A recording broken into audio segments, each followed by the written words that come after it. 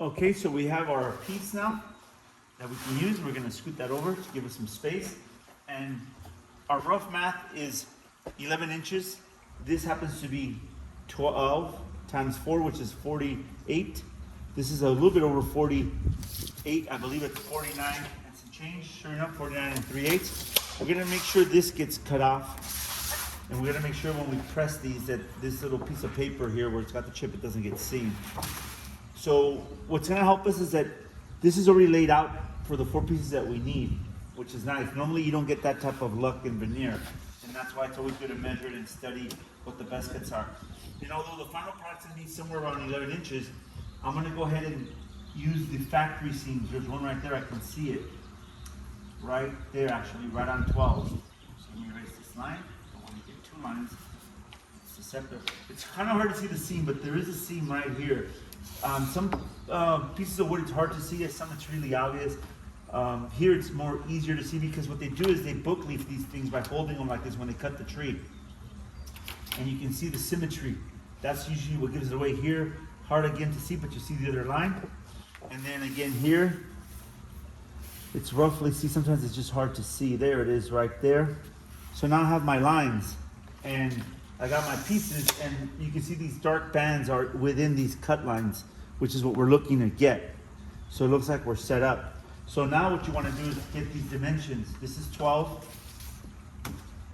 This one's 24 3/4. So we got 12, 24 3/4. And the last one is at 37 1/2. Okay, so now you want to just write these dimensions down right here. So we got 12, and I'm going to make a dark line this time. I want to really be able to see it. 23 3/4, and now that I look at it, it's over here. 24 3/4, I mean. There it is. And then over here, we want 37 1/2. And now you do the same thing over here, the top. Again, looking at your dimension, you want 12,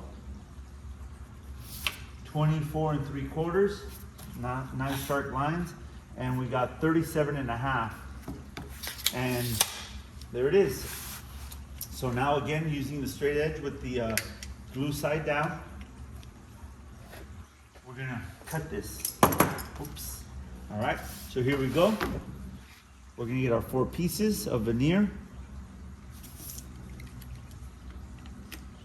Score the first one. Oh, that's how sharp it is. It just came off, so although I didn't put a lot of pressure in it, it came off like butter, which is nice. And here we go. There's our second piece. And if you look at it, they tend to look identical, which is what you want when you do doors. You want there to be some symmetry. You don't want to use grain that doesn't look like it came from the same tree. And there it is. So there's my 4 pieces of veneer. And I got what I need now for my doors.